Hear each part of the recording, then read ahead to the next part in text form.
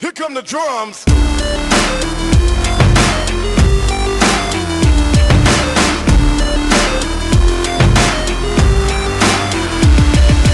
Harder than a hardcore, harder than a hardcore, harder than a hardcore, harder than a harder than a harder than a hardcore, harder than a hardcore, harder than a hardcore. Hey everyone!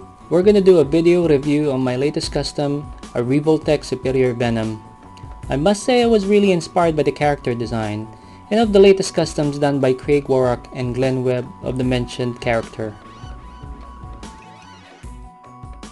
Brief background on the character: Dr. Otto Octavius, or Dr. Octopus, performed a mind switch between him and Peter Parker, and in the process taking over the Spider-Man identity, donning a new and improved suit, calling himself the Superior Spider-Man.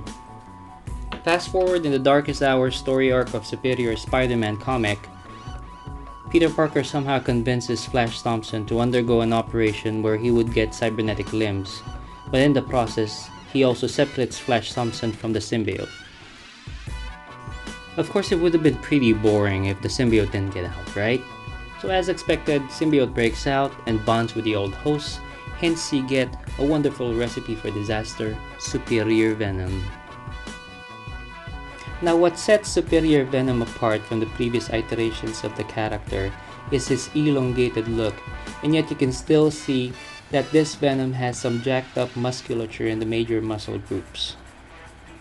Now, painting the logo was quite a challenge because if you refer to the comic book art, Superior Venom's logo looked like smudged up paint, hardly looked like a spider.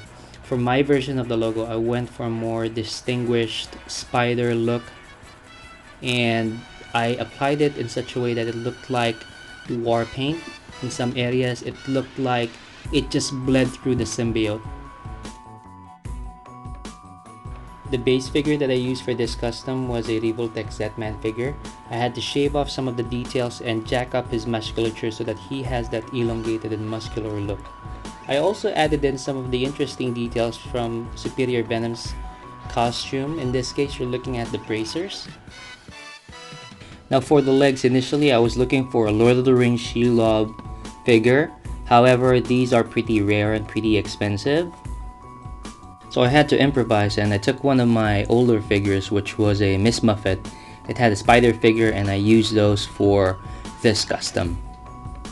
Now the spider figure from the Miss Muffet McFarlane did not have any joints, so I had to cut those sections of the legs and hollow them out so that they would accommodate Revoltech joints.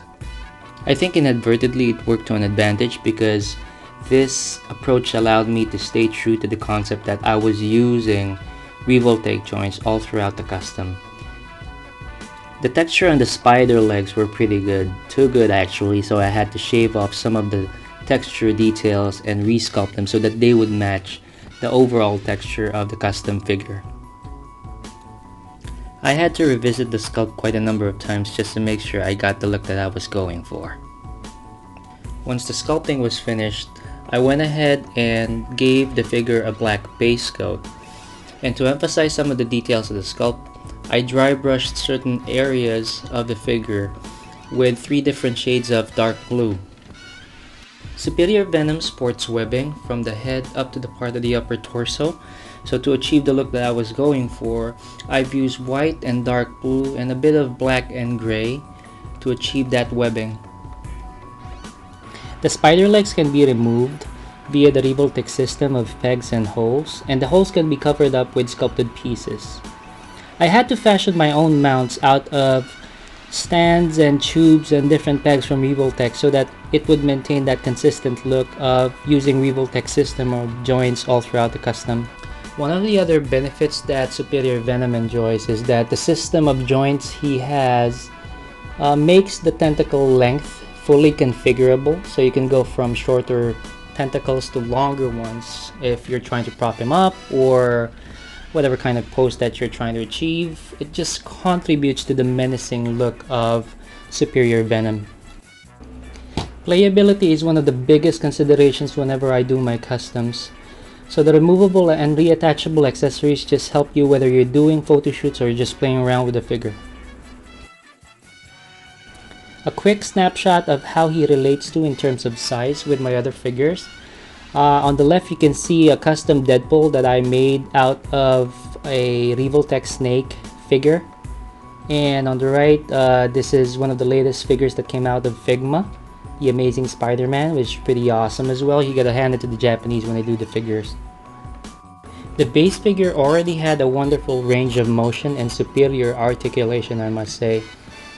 So I had to make sure that the sculpt did not interfere with that.